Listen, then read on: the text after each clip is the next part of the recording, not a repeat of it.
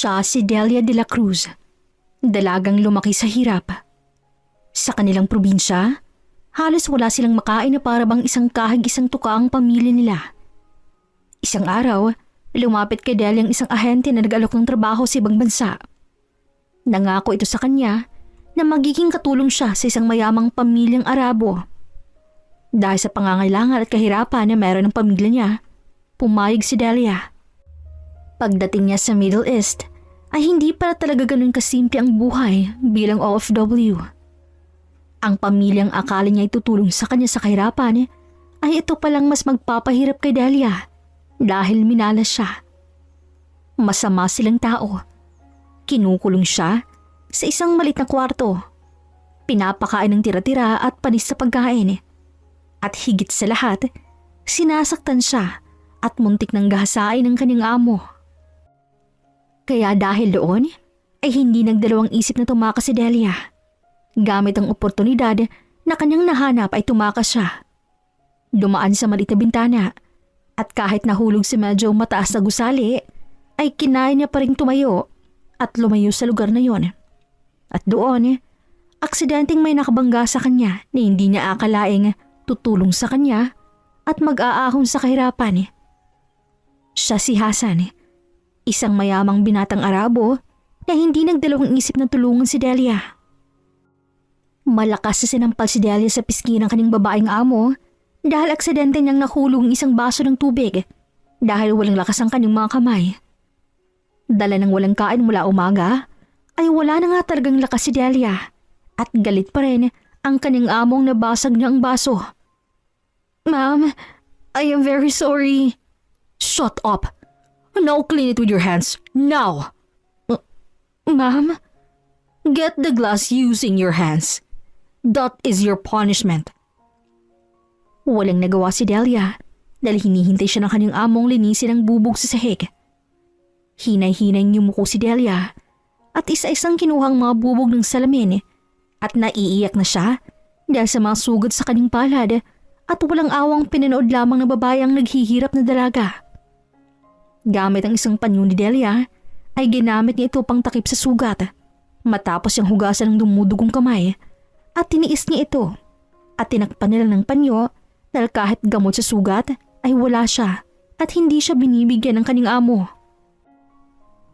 Namuhay ng ganoon si Delia na halos mag-iisang buwan na at hindi ito alam ng kanyang pamilya sa Pilipinas.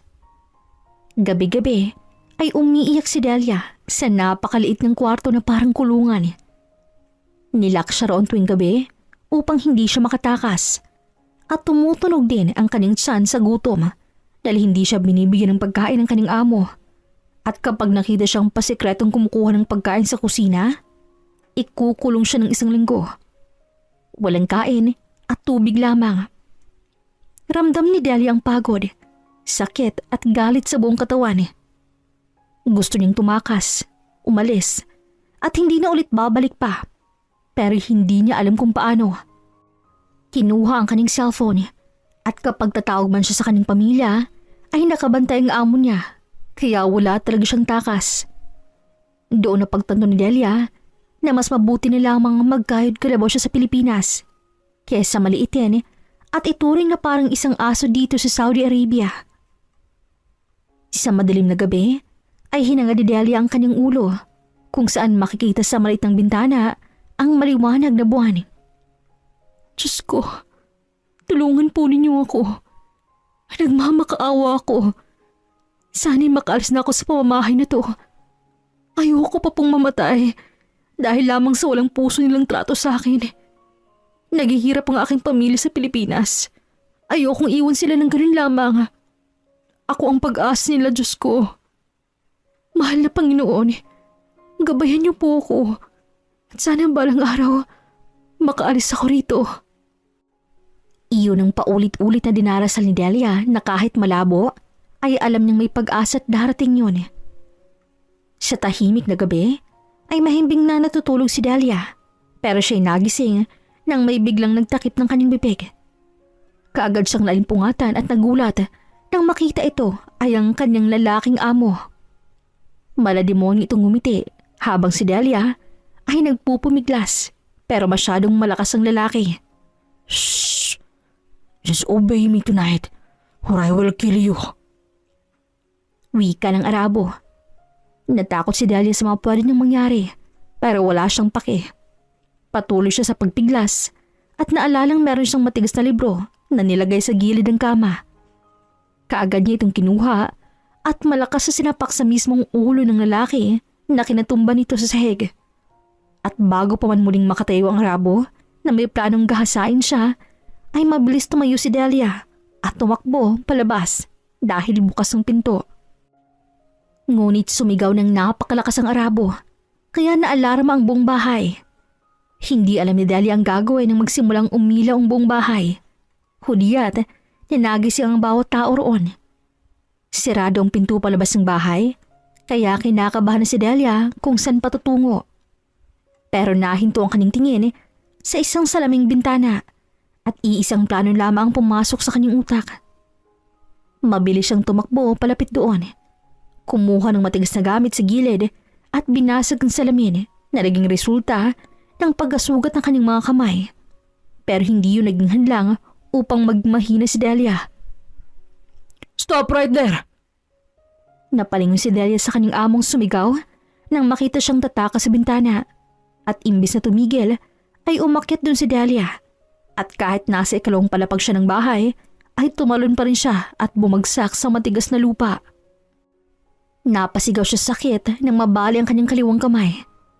Gustuhin man niyang umiyak sa sakit, ay hindi niya dapat sinasayang bawat segundo.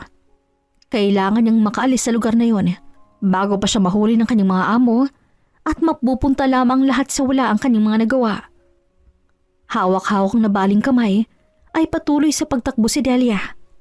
Tahimik at madilim ang daan pero patuloy pa rin siya sa pagtakbo. Hanggang sa aksidente siyang nabangga ng isang tumatakbong sasakyan na dahilan ng kanyang pagkatilapon.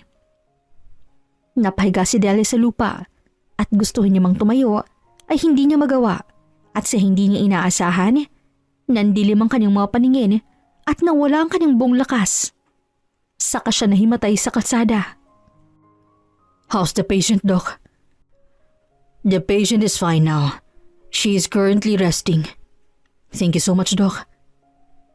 Napabuntong hininga si Hasan, saka umupo sa katiging upuan kung saan nakahiga sa isang hospital bed si Delia at walang malay pero nakabandage na ang kanyang kaliwang kamay. Ginamot na ang kanyang mga sugat at napainom na rin siya ng mga antibiotics dahil sa mataas niyang lagnat. How come this happened to you, miss? Siya si Hasan Al-Kasyana, isang binatang Arabo. Habang payapang bumabiyahe, ay may biglang dumaan sa kanyang harapan at ito ay walang iba kundi si Delia. Natamaan siya ng sasakyan at tumilapon kaya kinabahan si Hasan kaya kaagad siyang tumawag ng ambulansya upang isalba ang dalaga. Kaya ngayon ay binabantay niya ito dahil naaawa siya sa kalagayan ng dalaga. Dahil base sa natamong sugat ng dalaga ay tila hindi lamang ito dahil sa aksidenteng yun. At iyon ang iniisip ni Hasan na baka'y nasa masamang kalagayan ng dalaga kaya tumatakbo ito kanina. Ilang minuto ng paghihintay ay nagising si Delia kaya tumayo si Hasan at binati siya. Hello, I'm happy you're awake now. Go away! Nagulat si Hasan nang biglang tinakpan ni Delia ang kanyang muka at takot na takot. Calm down, miss. I will not hurt you. Nanginginig sa takot si Delia at umiiyak. Kasabay naman doon ang pagpasok ng mga doktor at nurse at kaagad siyang inasikaso. Sa kabilang banda ay napaisip naman si Hasan na tila may pinagdadaan nga ang dalaga dahil ng kanyang pagkakatroma. Graduate ng kursong psychology si Hasan mula sa malaking universidad sa Saudi Arabia. Kaya kaagad yung napansin ang mga kilos ng dalaga na may pinagdaraanan nito. Kumalma na si Delia kaya muling kinausap ito ni Hasan. Miss, can we talk? Takot na tumingin si Delia pero hindi hinayaan ni Hasan na patakot ang dalaga sa kanya. Kaya lumayo siya ng konti upang ipakita na hindi nga talaga siya sasaktan nito. I will step away if you are scared of me. I just wanted to talk to you. I am Hasan Al-Kasyana and I am one of you who brought you here because you collapsed on the road, miss. Are you one of them? What do you mean? They hurt me. They almost killed me. Mga hayop sila. Walang awa sa kapwa-tao. Wait, are you a Filipino? I can speak Tagalog too. Konti lamang. Sino ka? Pinoy ka rin ba? Niloko mo lang ba ako? Calm down, miss. I will not hurt you, and I am not one of them. Hindi ko alam ang mga sinasabi mo. You just suddenly bumped in front of my car, and you got hit. That's when I immediately brought you here. Muling inalala ni Delia ang mga nangyari. At tama nga. Kung ganon, maraming salamat. Maraming salamat. Dumaan ang ilang oras sa pag-uusap ay naging mabuti na ang loob ni Delia kay Hassan. Hindi na siya natatakot dito. Maraming salamat, Sir Hassan, sa pagkain binigyan niyo sa akin. Sa totoo lang, ngayon lang po ako nakatikim nito. This is my first time trying this food. Thank you so much, Sir Hassan. I am happy knowing you like it, Delia. Eat more. Don't worry, Sir Hassan. I will pay you the cost of this food. How much is this, sir? No. It's fine. No need to pay me. Pero, sir... It's fine. Just eat all you can to regain your strength. Thank you po. Walang anuman. Ang galing niyo naman po magtagalog, Sir Hassan. Paano po kayo natutong magtagalog? I lived in the Philippines for 5 years, and my grandma taught me Tagalog. How about you, Miss Delia? What are you doing here in Saudi Arabia? Natigilan sa pagkain si Delia dahil nagdadalong isip siya kung sasabihin niya ba o hindi. Miss Delia, are you okay? Oh, I am working here as an OFW and I was abused by my owner. What? They are the one who did this to me. Sabay turo ni Delia sa mga pasat sugat sa katawan at muling naalala ang mga paghihirap niya. They always lock me in my room, force me to eat leftover foods for dogs, abuse me physically, and he almost raped me. Hindi na napigilin ni Delia ang maiyak sa trauma na nararamdaman na sana'y hindi na maulit pa sa kanya. I felt sorry for what those people did to you, and I hope that you'll not just see me as just like them. I will not hurt you, Delia. I will help you. Ilang araw na pananatili sa ospital ay gumaling na rin si Delia. Dahil sa gamot, ay nawala na rin ang kanyang mga pasatlagnat sa katawan. Habang ang kanyang nabaling kamay ay under recovery na lamang, kaya suot-suot niya ngayon ng bandage. Nakakapagod din palang palaging nakahiga sa kama. Mabuti na lang, gumaling na rin ako. Maraming salamat talaga, Sir Hassan. Huwag po kayong mag-alala.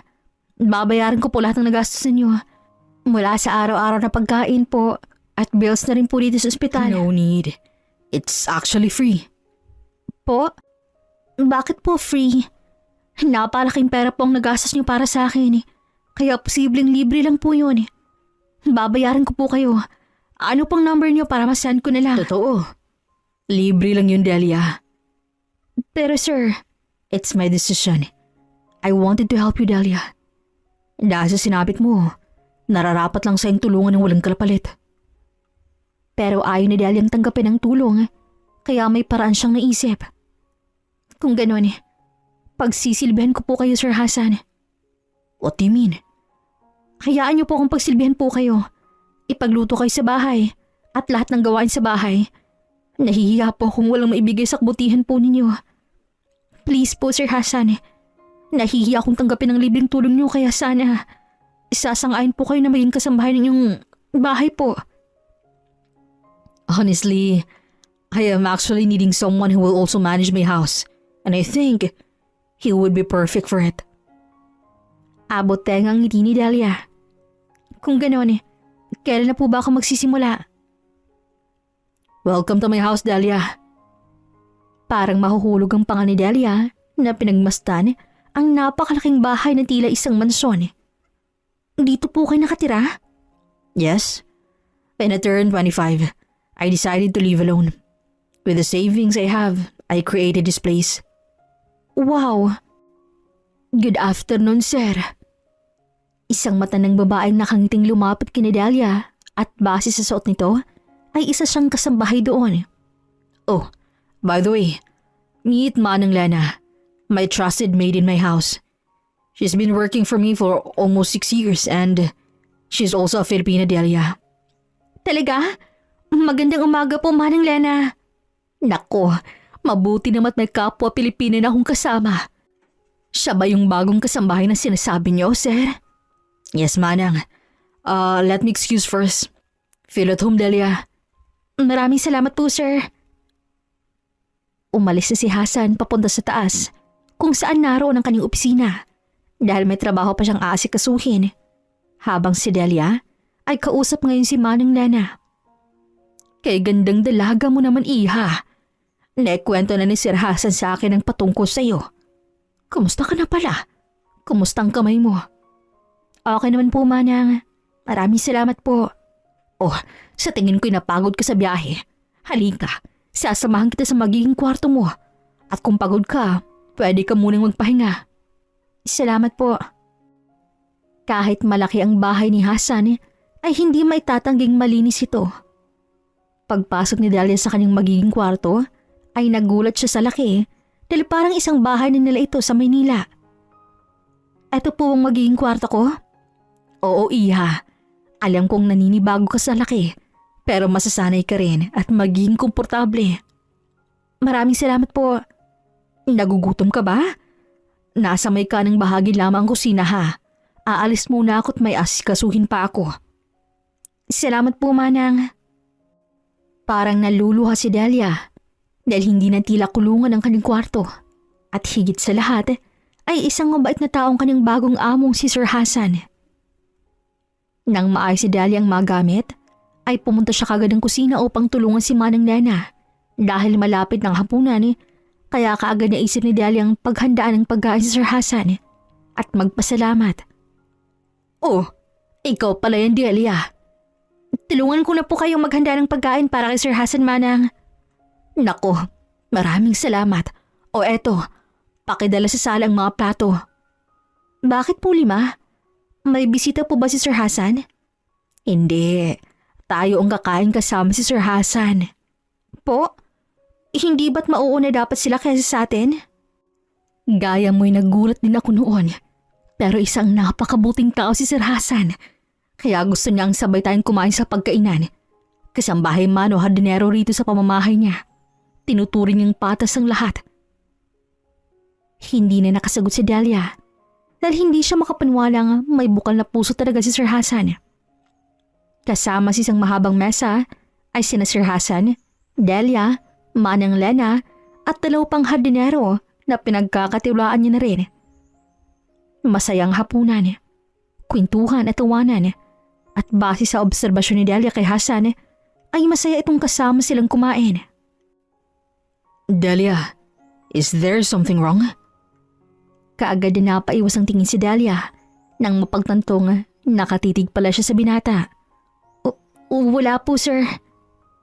Nagpatuloy sa pagkain si Delia at hindi niya itatangging nagpadagdag sa kabukian na meron si Hasan ay ang kabutihan nito na para bang mahirap hanapin sa buong mundo.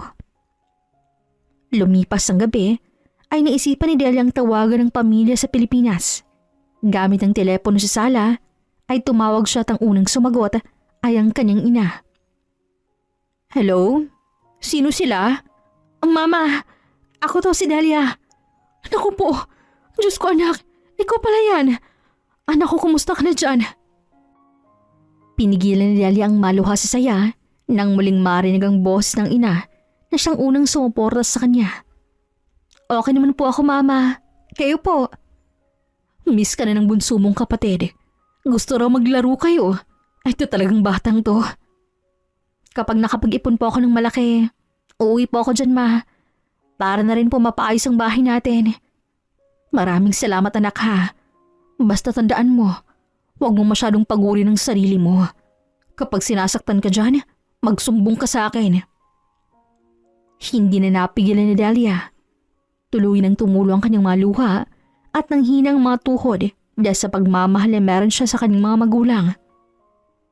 Umiiyak ka ba, anak? Wala po. Sige po, ma. May asikasuhin po ako rito. Mag-ingat po kayo dyan. Ikaw din, anak. Mag-iingat ka. Nang maibaba ni Delia ang tawag, ay doon na siya tuluyang naiyak. Hindi dahil nasasaktan siya, kundi sa saya na muling marinig ang boses ng ina. Nakala niya ay hindi niya ulit maririnig pa dahil sa mga pinagdaanan ng paghihirap. Delia? Sir, nandyan po pala kayo. Pasensya na po. Wait, are you crying? What happened? Did someone hurt you? Wala po. Masaya lang po ako. Actually, I want to thank you, Sir Hassan, for saving me. Because of you, I'm still alive today. You saved my life, Sir Hassan. No, you saved your own life, Delia. You fought on them alone, and you survived. I'm so proud of you, Delia. Hinawi ni Delia ang luhang tumulos sa kanyang mga mata at ngumiti. I am sorry, sir. I am being too emotional. No, it's fine. You can cry. And it's okay to show it to others. Come here, Delia. Po? Mahinahong hinila ni Hassan ang balikat ni Delia at hinay-hinay niyakap ang dalaga. I know you need someone to comfort you. A shoulder you can cry on. And I am here for you, Delia. Ramdam ni Delia ang init ng katawan ng binata na nagpalakas ang pintig ng kanyang mga puso.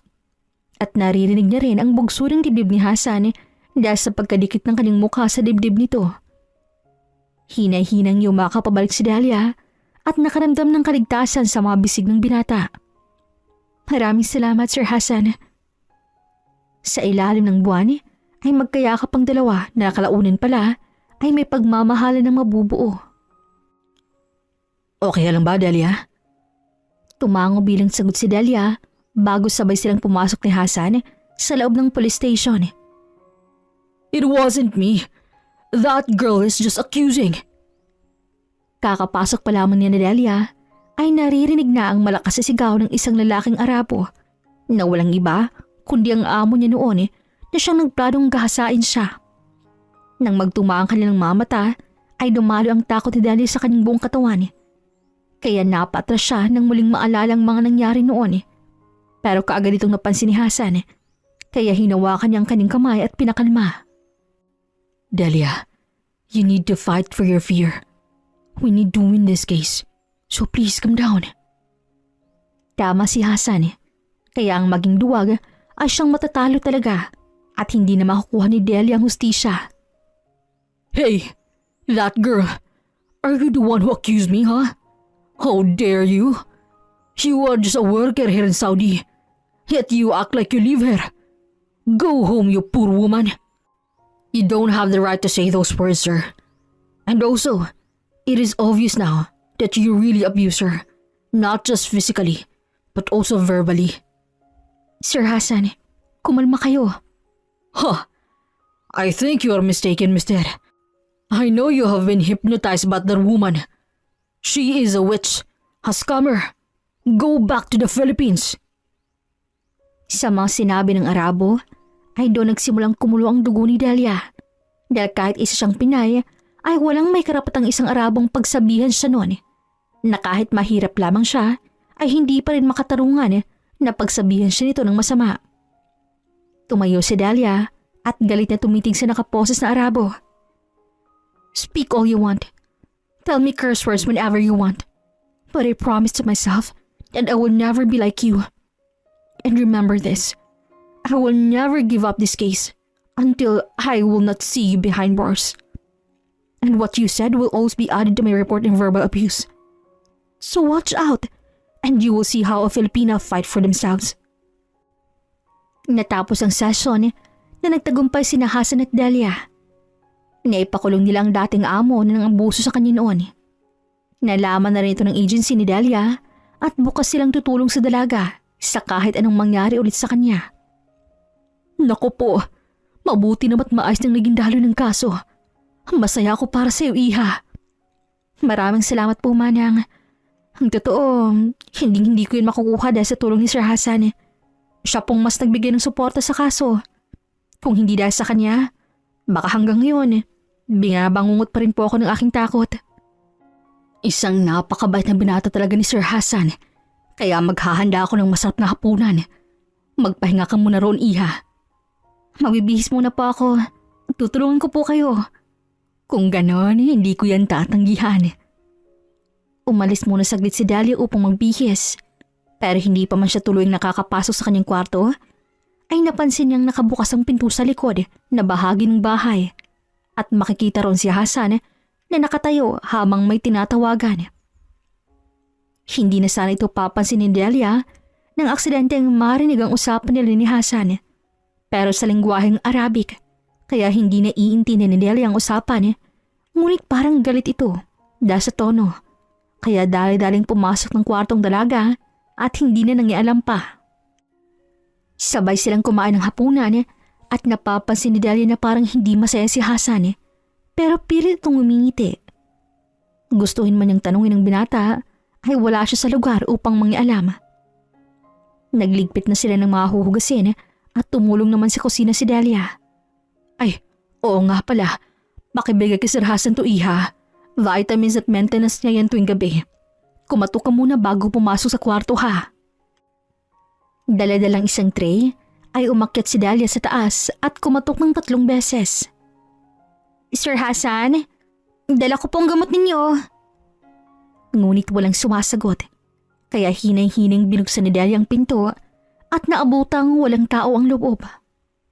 Pumasok si Dahlia at nilagay sa mesa ang tray at lalabas na sana para kumuha sa kanyang atensyon ang isang bookshelf na punong-puno ng libro. Parang tumatalon sa sayo si Dahlia dahil mahal niyang pagbabasa at kapag nakakakita siya ng libro ay napakasaya niya na. Isang libro ang kumuha sa kanyang atensyon at ito isang training book kung gusto mong matutong mag-Arabic. Kinuha ito ni Dahlia at nagbasa. Hindi niya na malayang nasa likod na pala niya si Sir Hassan. So, you're interested to learn Arabic? Diyos ko po! Sir Hassan, pasensya na po. Why are you saying sorry? Honestly, I find it nice seeing someone is interested with my books. Mahal ko po kasing pagbabasa, sir. At nung nakita ko po ang mga libro ninyo, naging masaya po ako. Tsaka gusto ko rin pong matutong magsalita ng Arabic para iwas na rin po sa manloloko po ng mga Arabo. You have a good reason to learn. If that's so, would you mind if I teach you? Po? I will teach you Arabic, Dahlia. Naku, wag na po. Magsasayang lang po kayo ng oras sa akin. No, you will never be a waste of time. So, when do you want to start? Sir, nakakahiya naman. Wala kang dapat ikahiya, Dahlia. So here, you can read it first and later, I will start teaching you. Inabot ni Hassan ang libro at nahihiya itong tinanggap ni Dahlia. Hindi ko naman po kayo mapipigilan, kaya sige po. Magiging masunuring estudyante niyo po ako. Sumapit ang gabi, ay kumatok si Dahlia sa pinto ng opisina ni Hassan. Dala-dalang isang plato ng snacks upang hindi sila magutom. Mabuti andito ka na. Pasok ka. May isang mesang nakahanda na. May mga papel, ballpen at 2 upuan. Naging maayos ang daloy ng pagtuturo. At habang sinusulat ni Dahlia ang ininsayo niyang mga salita, ay nagulat siya nang sumandal si Hassan sa kanyang balikat at nang lumingon siya rito, ay nakatulog na pala ang binata. Tumitig si Dahlia sa binata at kusang lumakas ang tibok ng kanyang puso dahil sa saya. Ang totoo ay iba nang nararamdaman ni Dahlia para sa kanyang amo. Tumatagal ay nagkagusto siya rito sa lahat ng kabutihang binigay sa kanya. Mahal na yata kita, Sir Hassan. Hindi ko na itatanggi. Mahal na talaga kita. Nilapit ni Dahlia ang kanyang mukha kay Hassan hanggang sa dumapo ang kanyang mabasang labi sa binata. Pero ang hindi alam ni Dahlia ay narinig lahat to ni Hassan at naramdaman ng halik. Pero imbis na gumising ay nanatili siyang nagpanggap na natutulog kahit ang totoo ay nagustuhan niya ang ginawa ng dalaga dahil siya rin pala ay nahuhulog na kay Dahlia. Very good. You're getting pro at pronouncing words. Nako, hindi naman po. Medyo nahihirapan pa. Pero I will try my best to be best. Para hindi mo masayang lahat ng tinuro niyo po, sir. Isang pagkatok sa pinto ang nagpatigil sa pag-iinsayo nila sa loob ng opisina. Come in. Heto na pong espesyal na mamon. Mamon? Nako, maraming salamat, Manang. Thank you po talaga. Siyempre naman. Para sa inyong dalawa. O siya, mag-enjoy kayo.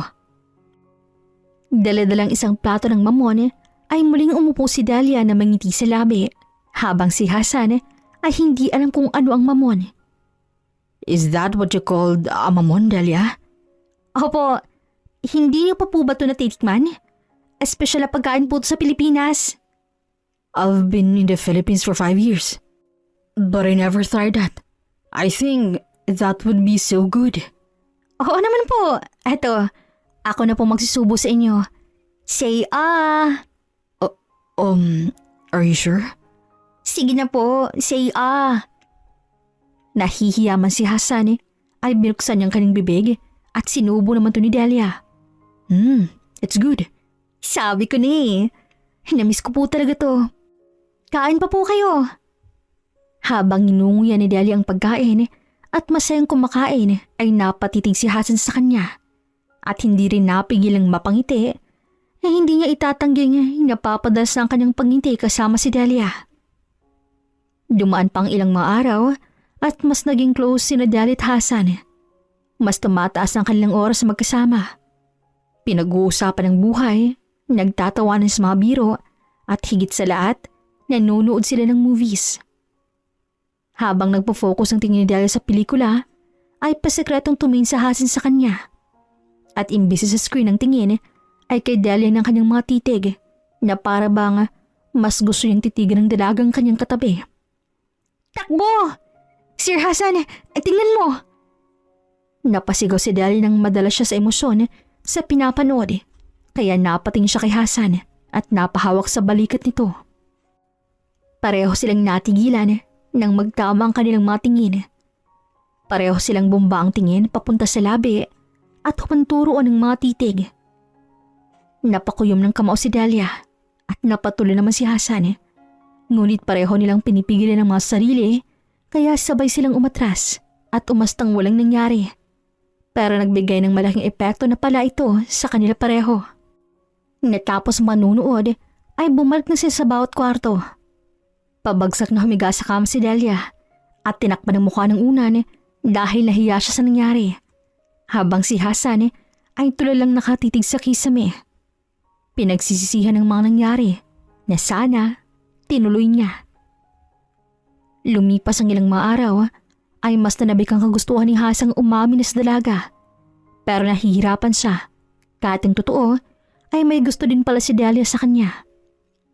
Medyo awkward din sa dalawang isa't isa, kaya minsan na lamang sila mag-usap at napapansin na pala ito ni Manang Lena.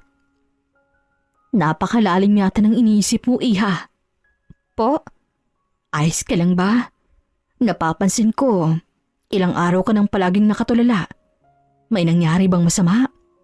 Wala naman po. O baka naman ayaw mo lang sabihin, Iha. Makinig ka. Dito sa Saudi, ako ang naninanayan mo dahil malayo ang totoo mong nanay. Kaya pwede mo akong malapitan kung nalilito ang utak mo sa mga bagay-bagay. Baka nga't makatulong ako. Ano kasi Manang, hindi ko alam kung anong gagawin ko. Patuloy bang isesekretong nararamdaman ko o isasabihin ng harap-harapan na may gusto ako sa kanya? Nalilito ako kasi natatakot din po ako sa katotohanan ng malalaman ko eh. Ewan ko na anong gagawin ko, Manang. Nako, parang mahirap na desisyon nga yan. Pero ito lamang ang masasabi ko. Bago ang lahat, mahalin mo ang sarili mo. Iparamdam mo sa iyong puso na kahit anong kagusagutan ng maririnig mo, ay tatanggapin mo ng buong puso. Na kahit masasaktan ka sa huli, ay may natitirang pa rin pagmamahal para sa sarili mo. Love yourself before you love others nga. Yun ang sabi nila. Napangiti si Dahlia sa saan ni Manang Lena at napagtanto niyang tama siya. Tatanggapin niya ng buong puso kung ano man ang kasagutan at katotohanan. Sa kabilang banda, mahirap makapag-focus si Hasan sa kanyang trabaho dahil patuloy pumapasok sa kanyang utak si Delia. Pati rin siya'y nalilito kung sasabihin ba ang nararamdaman o itatago nilang. 12:00 ng hating gabi ay natapos na rin sa ginagawang project si Hasan, kaya plano niya niyang matulog. Pero isang katok sa kanyang pinto ang nagpatigil sa kanya. Napakunot rin siya dahil bakit hating gabi na ay meron pa rin kumakatok sa pinto. At ang akala ni Hasi si Manning Lena ito kaya binuksan niya. Pero laking gulat niya nang ito'y walang iba kundi si Delia. Delia? Happy birthday, Sir Hasan! Nagulat siya nang may dala itong cake habang nakasindi ang kandila sa taas. Doon na pagtanto ni Hasan, nakaarawan niya na pala bukas. Dahil sa pagiging busy, ay hindi niya na malayang ngayon ang simula ng kanyang kaarawan. Make a wish, sir. Delia, how did you know? Shh, sige na po, mag-wish na po kayo. Halo-halong emosyon ni Hasan pero nanatili siyang kalmado. Pinikit niya ang kanyang mamata at humiling bago hinipan ng kandila. At kinantahan naman siya ni Delia kaya parang tumatalon sa saya si Hasan. Sana masaya po kayo sa simpleng surprise ko, sir. Pasensya na po kung nagising kayo. Pwede na po kayo matulog ulit. Bukas na lang po natin i-celebrate ulit ang birthday ninyo. Delia. Hinawakan ni Hasan ang kamay ni Delia, kaya napahinto siya. Po? I have something to tell you. I really need to tell you this right now. Ano po yun, Sir Hasan? Gamit ang maugat niyang mga kamay, ay hinawakan niyang kamay ni Delia. Kaya dahil doon, ay lumakas ang tibok ng puso ni Delia dahil tila alam niya na kung anong mangyayari. Delia, I want you to listen to me carefully. To tell you honestly, I've been wanting to tell you what it feels towards you, but I was scared. No, I think tonight is the time to tell you this. Every time I look at you, my heart beats faster. I am happy when I talk to you, and I am thinking of you all the time. Delia, I like you. I've been liking you since the day I met you. That's why I'm asking for your approval to pursue you. Tuluyan ang hindi nakagalaw si Delia dahil ang mga pangarap niyang marinig pula kay Hasan ay naging totoo. Kaya hindi na nagpaligoy-ligoy si Delia. Sir Hasan, I like you too. Because of your kindness towards me, I fell in love with you. And I really wanted to tell you how I feel, but I was scared. But hearing your confession right now gave me strength to also confess to you. I like you too, Sir Hasan. Mahal din kita. Parang sasabog ang puso ni Hasan sa saya dahil hindi lang pala siyang nahuhulog na, kundi pati na rin si Delia. Mahigpit niyang hinawakan ng kamay ni Delia at niyakap siya ng mahigpit. Yumakap din pabalik si Delia habang nakaukit ang mga ngiti sa labi niya. Sa wakas, nagawa na rin nilang sabihin ang nararamdaman sa isa't isa. At simula nung araw na yon, ay mas naging magkalapit pa ang loob nilang dalawa at lumalalim ang kanilang pag-iibigan. Say No, you bite it first. No, come on. Baby, say Hindi napigilan ni Delia ang mamulang pisngi dahil sa kaswitan ni Hasan. Matapos silang kumain saglit, ay nagpapahinga na sila ngayon matapos ang pagtuturo ng Arabic kay Delia. Nakasandal ang ulo nito sa balikat ni Hasan habang yakap-yakap naman siya ng binata. So, how are your family in the Philippines? They're fine. Napapadalhan ko na sila last week sa sahod ko. Nababayaan na rin ang mga utang namin. Good to hear. And all of it would happen without your sacrifice, Delia. You've been such a loving daughter. They're also so lucky to have you. Talaga? Yes. Your love for them was unconditional. That you choose their peace over yours. You worked hard for them. And now, you're slowly making your dreams come true. Hinawakan ni Hasan ang mga kamay ni Delia. And I will make it more faster. When we get married, I will give everything to you, Delia. My money, this house and everything. I will owe everything to you. What are you saying? It's your money, your house, your business. If we get married, You still have the rights to own everything. You don't have to give it to me. I am just your wife. You are not just my wife. You are my everything, Delia. And I couldn't be this happy without you. Please, let me manage everything. I will take care of you and your family. I don't want you to work anymore because I want you to live your life to the fullest with me. I love you, Delia. I love you so much. Hinalikan ni Hasan ang noo ni Delia. Kaya nanlambot ang puso ni Delia sa pagmamahal na binibigay ni Hasan. Lumipas pang ilang mga araw ay naging mas maayos ang loob ni Hasan at Delia sa isa't isa. Bagay na nahahalata na nga ni Manang Lena. Delia, pwede ba tayo mag-usap? Oo naman po. Sa walang taong lugar ay magkatabing nakaupo si Delia at Manang Lena. Walang ideyang dalaga kung anong mga sasabihin ng matanda. Delia, maging totoo ka nga sa akin? May tinatago ka ba? Po? Ang ibig kong sabihin, may tinatago pa kayo sa akin. Anong ibig niyong sabihin, Manang? Delia, nasa iisang pamamahay tayo. Araw-araw kitang nakakasalamuha at nakakalata na ako. May namamagitan ba sa inyo ni Sir Hasan? Doon na tuluyang natigilan si Delia. Natatakot siya dahil baka hindi ito magustuhan ni Manang Lena. Lalo pat isa lamang siyang hamak na kasambahay na Pilipina. Habang si Hasan ay tila isang prinsipe ang yaman sa Saudi Arabia. Pero ang mga sumunod na sinabi ni Manang ay hindi inaasahan ni Delia. Bakit yun naman sinekreto sa akin? Hindi ba't nanininayan niyo na ako rito?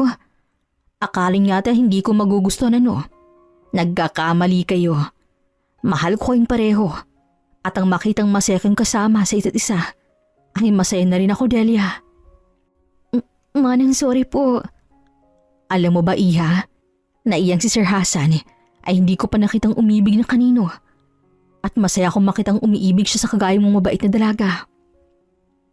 Masayang masaya ako para sa inyo. Basta ang masasabi ko lang, patuloy ninyong mahalin ang isa't isa. Huwag kayong mag-away sa walang silbi ng mga bagay-bagay. At higit sa lahat, kakampi niyong isa't isa. Kaya lumaban kayo sa buhay ng sabay. Maraming salamat, Manang. Naging bukas na rin si Delia at Hasan kay Manang Lena. At malaki naman ang suporta niya sa dalawa. Hanggang sa sumapit ang hindi inaasahang araw. Natiya sa pagbabasa ng libro si Delia nang may mag-doorbell. Wala si Manang Lena dahil day off niya ngayong araw, kaya siyang nagbukas ng pinto. Bumungad sa kanya ang isang may katandaang babae na tila doon niyang galawan at mahahalatang napakayaman ito. Good morning, ma'am. Where's Hasan? Pardon, ma'am? Are you his maid? Yes, ma'am. Where is my son? Nagulat si Delia ang mapagtanto niyang eto pala ang ina ni Hasan. He's in his office, ma'am. Bring me to him. This way. Mom?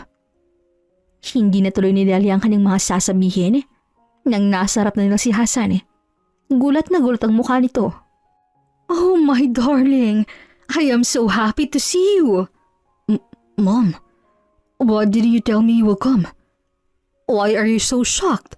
I am here to surprise you. Surprise! Napangiti si Delia sa kaswitan ng kanyang ina.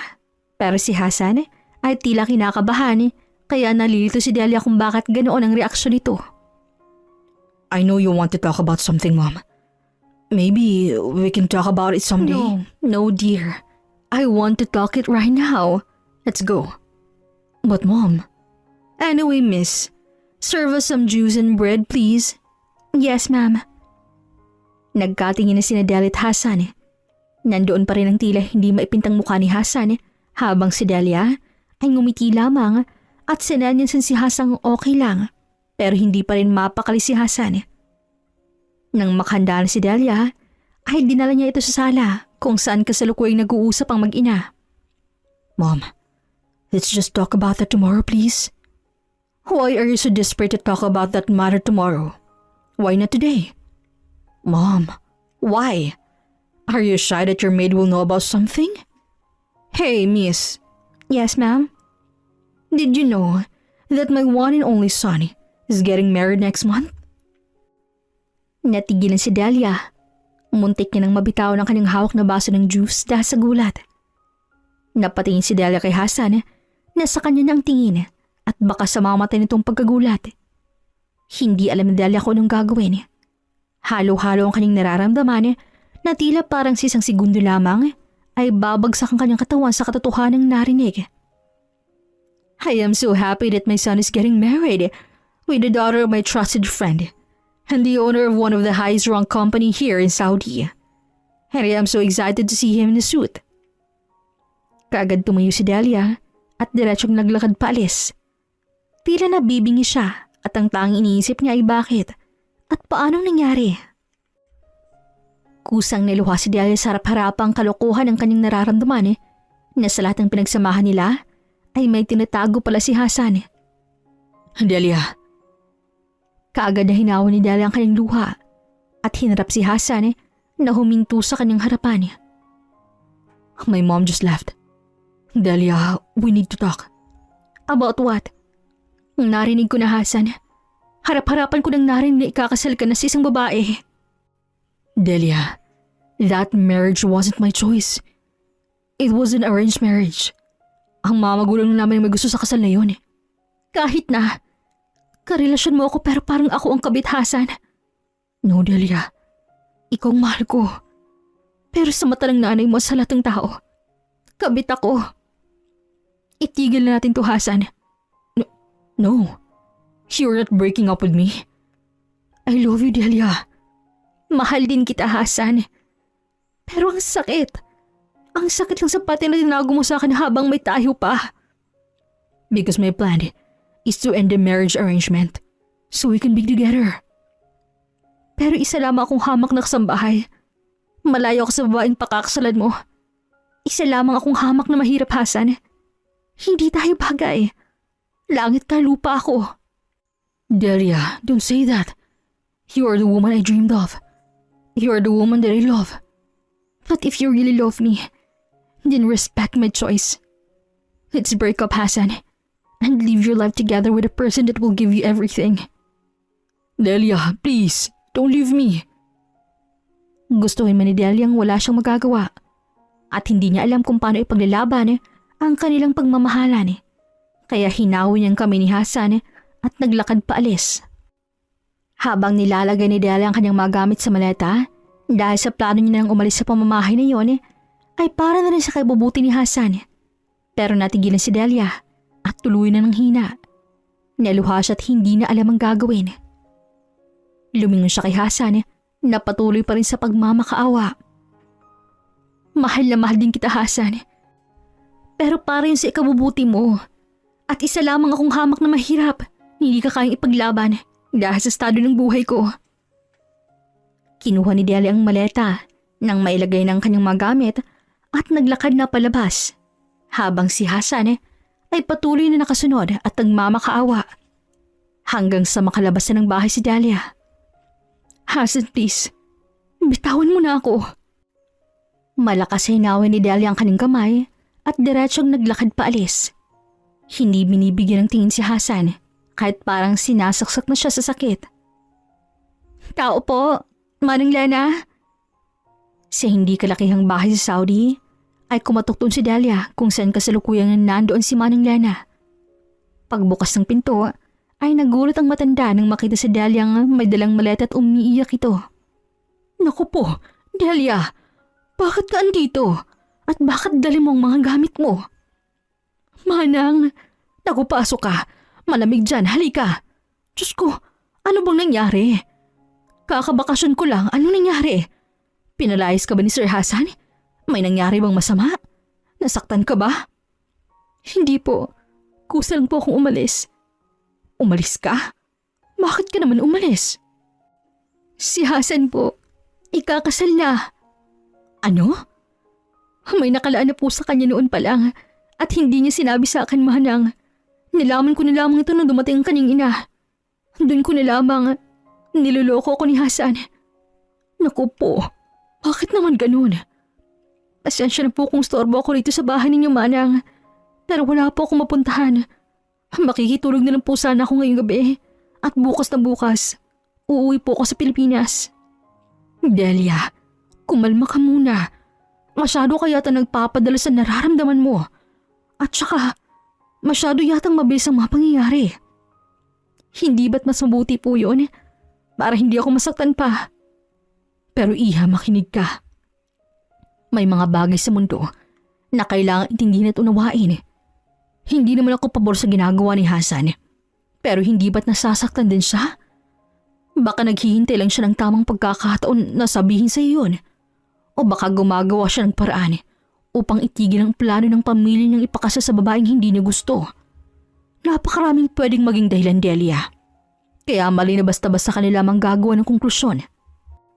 Hinawi ni Delia ang kanyang luha at tila na konsensya sa mga nagawa niya sa biglaang pagbitaw kay Hasan. Isang mabuting tao si Hasan. May gintong pusong binatang yon. At masasabi kong mahal ka ni Hasan bilang ikaw. Sumapit ang gabi. Sa isang malit na kama ay nakatulang nakatidig sa kisame si Delia. Malalim ang kanyang maniisip at sa tuwing naaalala niyang nangyari kanina ay kumikirot ang kanyang nararamdaman dahil mahal na mahal niya pa rin si Hasan. Sa malakas na ulan ay napakalakas din ang pintig ng puso ni Delia dahil kahit pilitin niyang matulog ay si Hasan pa rin ang patuloy niyang iniisip. Na kahit gusto niya nang limutin ang lahat ay siya pa rin talaga. Isang katok sa pinto ang nagpaupo kay Delia at ito'y si Manang Lena. Manang, may kailangan po ba kayo? Oh, heto. Malamig kasi sa labas, baka sipunin ka. Salamat po dahil pinatuloy niyo po ako rito, Manang. Wala yun. Kumusta? Nakapag-isip ka na ba? Ano nang gagawin mo? Hindi ko po alam. Pero mas mabuti yatang mag-usap kayo, di ba? Mahirap na po. Paano kung hindi mahirap? Paano kung may tsansa pang mag-usap kayo? Tinawagan ako ni Sir Hasan. Tumawag siya sa inyo? Paano na lamang andito ako? Nasaan po siya ngayon? Nahahaltang nag-aalala ka pa rin sa kanya, Delia. Kung ganun, kailangan nyo nga mag-usap at magkabati. Naghihintay siya sa'yo sa labas. Malakas ang ulan.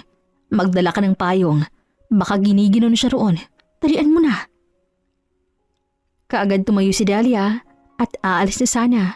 Pero may huli pang sinabi si Manang Lena. Delia, ngayon ang huling tsansa mo na sabihin sa kanya kung ano talagang nararamdaman mo. Ilaban mo ang pag-ibig na meron kayo. Dala-dala ang payong ay lumabas si Delia sa bahay at doon nakatayong nakaabang sa ilalim ng ulan si Hasan. Basang-basa't giniginaw. Oh, Hasan! Kaagad siyang pinayungan ni Delia at nag-aalala sa kalagayan ng binata. Kanina ka pa ba rito? Basang-basa ka na ng ulan. Lalagnatin ka nito. Bakit ka ba kasi nagpaulan? Delia, I came here to talk to you. Please, don't leave me alone. Oo, mag-uusap tayo. Pag-usapan natin ang lahat. At babaguhin ko mga sinabi ko kanina. Hinawakan ni Delia ang pisngi ni Hasan kung saan sumasabay sa pagtulo ng butil ng ulan ang mga luha nito. Mahal na mahal kita, Hasan.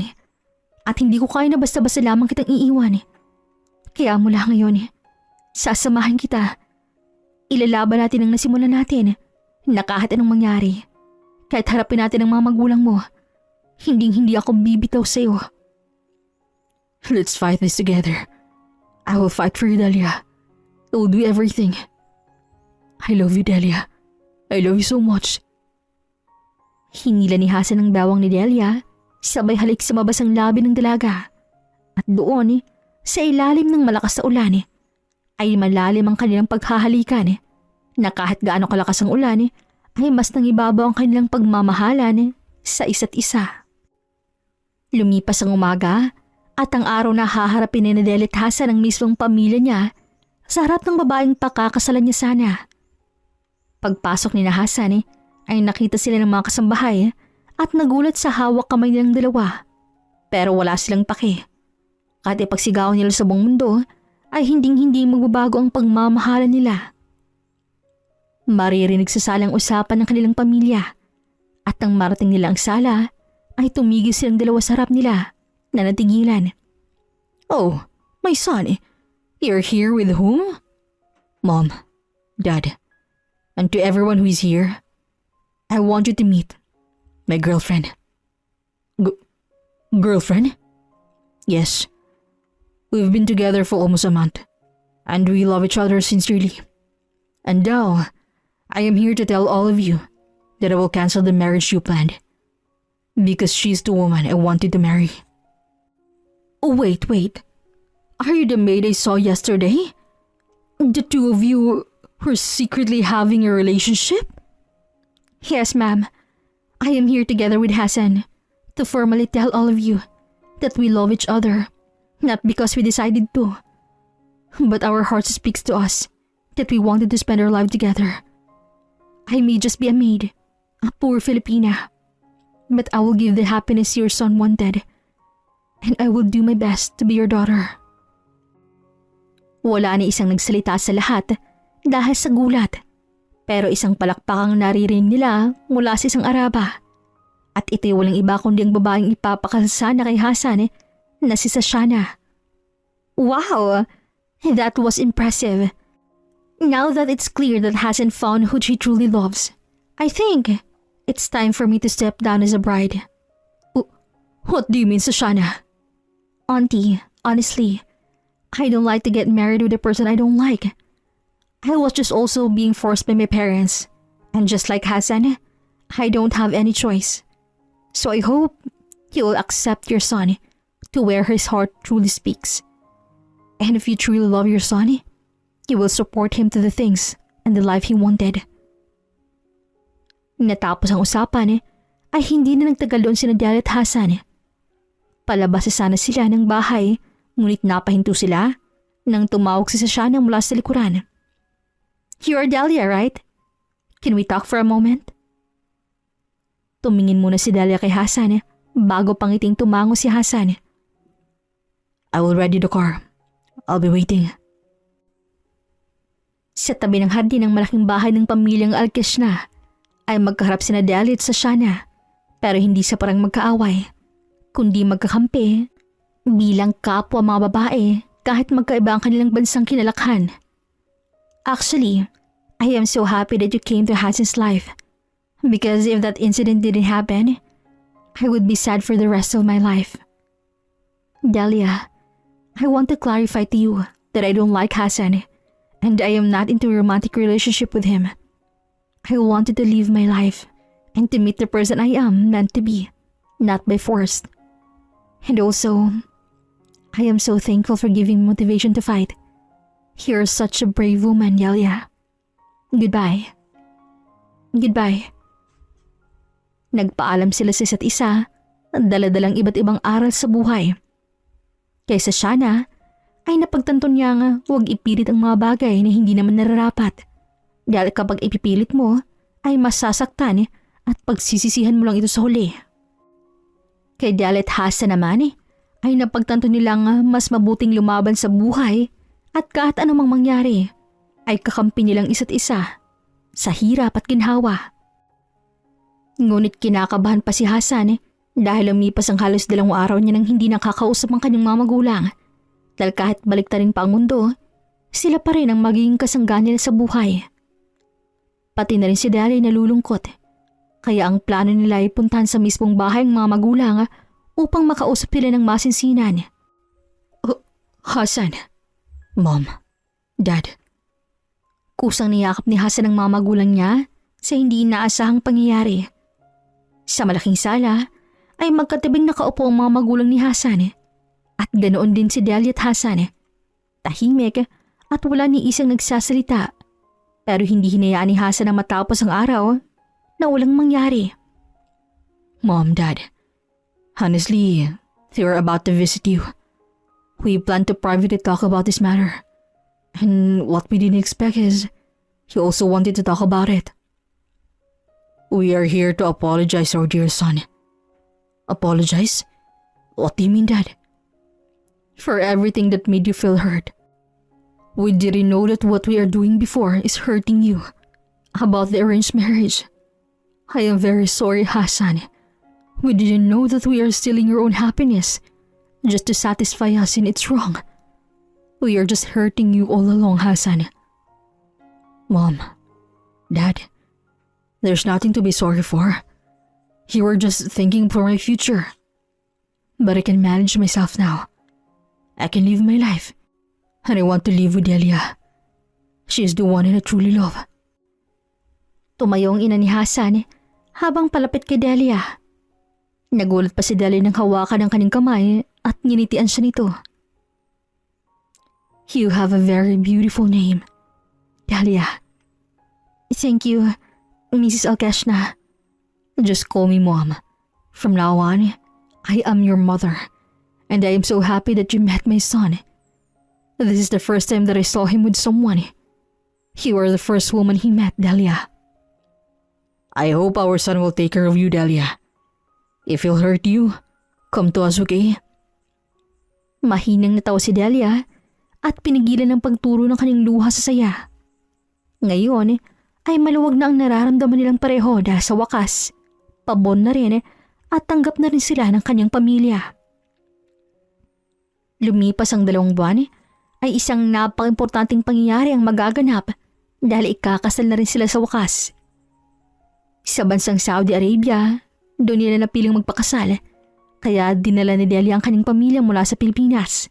At ngayon ay nasa Saudi na sila sa tulong ng pamilya ni Hassan. Isang napakasaya na araw na to para kina Hassan at Delia dahil naging magkaibigan kaagad ang pamilya nilang pareho at walang naging hadlang sa kanilang kasal.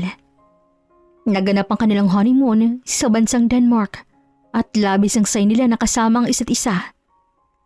Sa isang malaking kama ay magkayakap na natutulog sina Delia at Hassan. Matapos ang mainit na gabi ay magkayakap sila hanggang umaga. Good morning, my wife. Good morning, my hubby. Hubot-hubad ang parehong mga katawan ay magkayakap sila sa ilalim ng makapal na kumot. Sa maliwanag na umaga ay nagkwentuhan ng dalawa. Nagbigayan din ng matatamis na halik sa isa't isa at walang makakapigil sa kanilang pagmamahalan mula ngayon. Lumipas ang ilang mga linggo na bumalik si Saudi Arabia ang mag-asawa. Habang kaharap ang laptop ni Hassan kung saan kasalukuyan siyang nagtatrabaho, ay mahinahong lumapit si Delia sa kanila. Love? Yes, love? What's the matter? Do you need anything? Actually, I have a news for you. Binaba ni Hassan ang laptop at nakangiting hinarap ang asawa. What is it, love? Umupo si Delia sa tabi ni Hassan at mula sa kanyang kamay ay binigyan niyang isang pregnancy test kung saan makikita roon ang 2 pulang linya na ang ibig sabihin. Positive, buntis ako. You're pregnant? My wife is pregnant and I will be the father? Yes, you're the father. Mahigpit na niyakap ni Hassan si Delia na abot tayong ang ngiti sa naging reaksyon ni Hassan. Delia, I promise to you, I will do my best. I'll give you everything. Everything? Yes, everything. My time, my love, my money, my house, my business, my land, my gold and everything. I'll give you everything, Delia. I love you so much. Hinalikan ni Hassan ang ni Delia, tsaka muling niyakap ng mahigpit. Pati rin si Delia ay napaluha sa saya dahil tila napakaswerte niyang makilala ang lalaking nagbago ng kanyang buhay. I love you so much, my Hassan. I love you more, my Delia. Tila isang gindong puso ng isang Arabo ang meron si Hassan at ang pagmamahal niya kay Delia ay higit pa sa lahat ng kayamanan. Ngayon ay isa ng masayang pamilya sina Delia at Hassan kasama ang kanilang anak na lalaki. Sa ating buhay, may tamang oras sa lahat ng bagay. Gaya ni Delia, dumaan siya sa kasakiman ngunit hindi siya sumuko. Kaya dumating ang araw na nagawa niyang makatakas sa kadiliman at doon nakilala si Hassan na siyang poprotekta sa kanya sa lahat ng bagay. Dumaan man sa hirap ang pagmamahalan ni Delia at Hassan ay sabay pa rin nila itong hinarap at nilabanan. Hawak kamay habang buhay. Hanggang dito na lamang po. This is Regine here in Miss Teen Stories. Daghang salamat!